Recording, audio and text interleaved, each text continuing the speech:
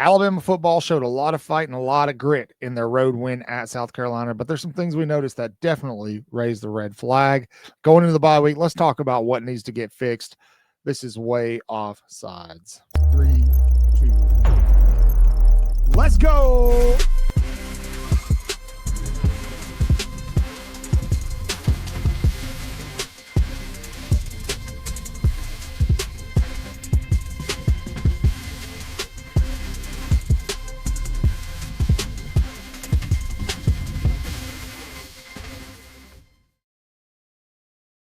Hey, good morning, good evening, good afternoon, whatever the case may be. Welcome to Way Off Sides. This is your place for all things Alabama. If you're not an Alabama fan, that's okay. We want you here too. We talk about everybody. Got some stuff coming up where we're going to pick on LSU a little bit as deserved. If you guys see that game last night, man, I don't know what's going on in Baton Rouge, but my gracious.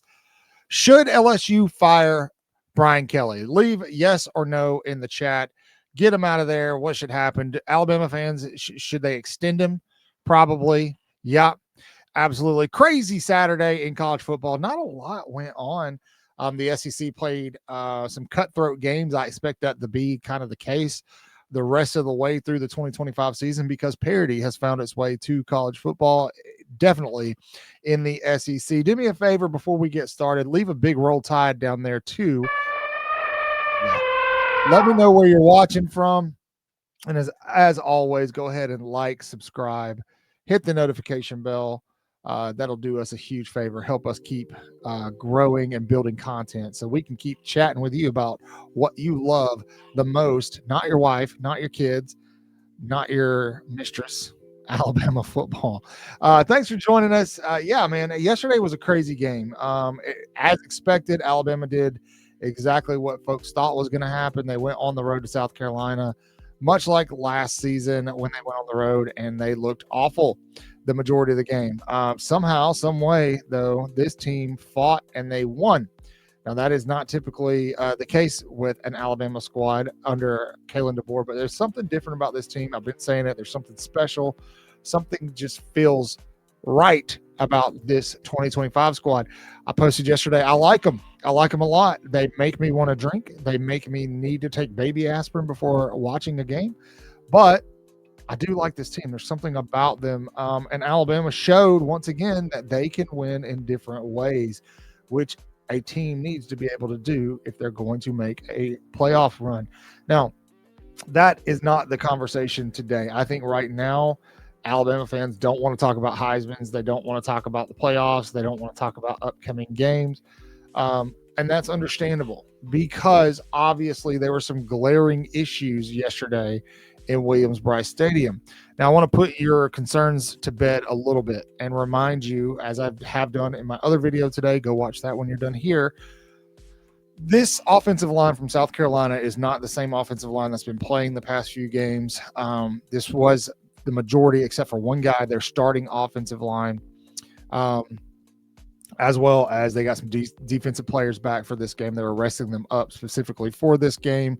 LSU's doing the same thing with Whit Weeks because Alabama's everybody's Super Bowl. You know you're going to get Alabama, or you're going to get your opponent's best shot when you're Alabama, and that is something that these kids and this coaching staff have to embrace and go do their thing. Lane Kiffin talked about it to his team. He explained that how success breeds the desire to, beat you. And that still stands for Alabama. Don't believe me? Go listen to Indiana's home crowd chanting, "We want Bama." So, which is music to my ears because the Big Ten obviously is terrified of Alabama making the playoffs. If you don't believe me and you're active on X, go look at any Alabama account and go check and see who's in the comments for no reason. That would be Ohio State fans. They understand that their offense is inept. They've got a good defense, at least as far as they're concerned. They don't know how good they are, and it scares them. But anyway, because Alabama's a threat to them doing a back-to-back. Alabama has done that. Georgia's done that. Ohio State has not in the BCS era, and that terrifies them. So, but let's talk about Alabama. Where do we start? Where to start? Should we start offensively? Let's start offensively. Obviously, the most glaring issue offensively for Alabama is the offensive line play. It looked like the offensive line was getting better. I still think they are. I think that honestly, this game was a little bit of a product of them being extremely exhausted after a grueling slate of games where they played 4 top 20 teams, 2 of which are in the top 10. Bama was just exhausted, man, like just tired. And I think that showed up, especially at the tackles. Alabama has struggled under Kalen DeBoer with speed rushes. They were starting to struggle with that under Nick Saban too. But that's something that they got to get shored up. Auburn has some pretty good pass rushers. Kelvin Falk is he's going to be playing on Sundays, and then so does Oklahoma. Oklahoma's going to attack Alabama exactly how South Carolina did yesterday. So the offensive line is going to have to shore this thing up. Now, I will give credit where it's due. Alabama's offensive line, their offensive line coach, Ryan Grubb, and Kalen DeBoer figured it out towards the end of the game. Luckily, it wasn't too late. So, that is something we definitely want to see worked on in the bye week, as well as, speaking of offensive linemen, this crispy package. I think it's time to put that to bed. I thought that was more of a novelty thing. I didn't realize that they were actually going to try to call it at very important times in the game. And that really made me uncomfortable. I think Ryan Grubb has a tendency to get cute when he doesn't need to, and that showed up yesterday. I think Ryan Grubb kind of lost who he is for a little bit. And I understand Alabama being so stubborn about wanting to run the ball up the middle, but at a certain point in the game, when you're getting put behind the chains on first down, you start first and 12 or second 12, second 13, 14, 15, because you can't run the daggone ball up the middle. Sometimes you have to abandon it. You got Ty Simpson that quarterback, let him throw the dang thing. So that's something I highly expect to see kind of adjusted. Alabama can't run the ball. I don't think at this point that's going to change. I think they may be able to get a little bit better. Also, I don't know that Jam Miller's the guy right now. I don't. I love Jam Miller. Thank you for coming back, Jam. But we need production there. And some of it is on the offensive line. Some of it is on the running backs. Daniel Hill, obviously, right now has the hot hand. We said that about Kevin Riley early in the season. There's fans that want to see more of AK Deer. I forgot about Dre Washington and Richard Young.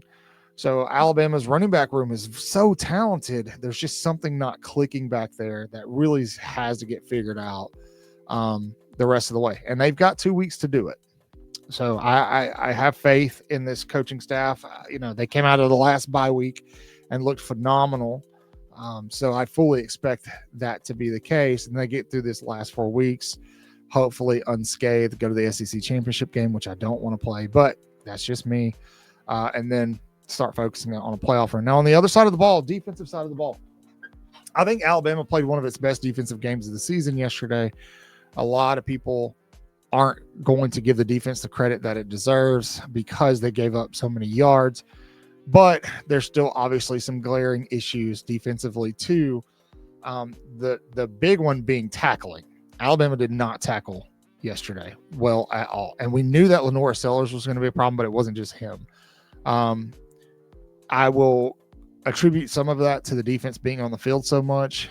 However, you could also see it in the pass rush. There were several times where Justin Jefferson, Yanze Pierre, whoever it was, got really, really close to go ahead and getting Lenora Sellers down on the ground and just couldn't finish.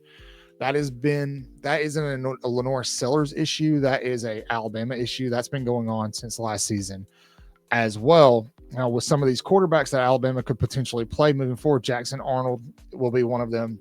John Mateer can run a little bit. I don't know that Nussmeier is going to run much, but you never know. And then obviously looking ahead, potentially like Marcel Reed or somebody like that. If Alabama can't get to that person, can't get them on the ground, or, they're going to struggle. I think Alabama is built to a championship level this year, but however, they're just so sketchy in the trenches on both sides of the ball. They really need to focus in those two areas moving forward. And if they can figure out their defensive line, their offensive line, kind of get those back up to par and standard with the SEC, they'll be hard to beat, and they'll be in championship contention from here on out as long as Kalen DeBoer is the head coach and they've got a solid quarterback, which looking at Alabama's recruiting classes they're going to have for a while. So, also something else that kind of needs to be addressed. Let's go back to the offensive side of the ball. And again, a lot of this can just be contributed to just being flat worn out. There's not a team that in the country that played the slate Alabama just played. But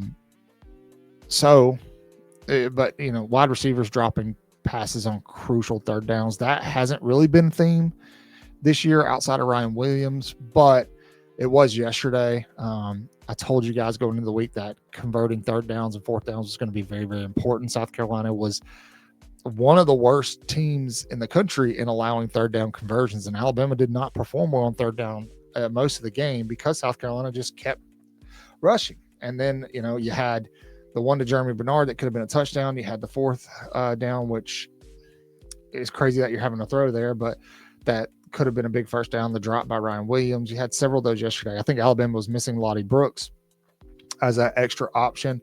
Rico Scott dropped a couple. But again, the Tide have to figure that out. You can contribute it to being tired. I'm not making an excuse. I do think this team is extremely good if they decide to play a certain way, and then they're extremely bad if they decide a certain way. They're bipolar, just like last season.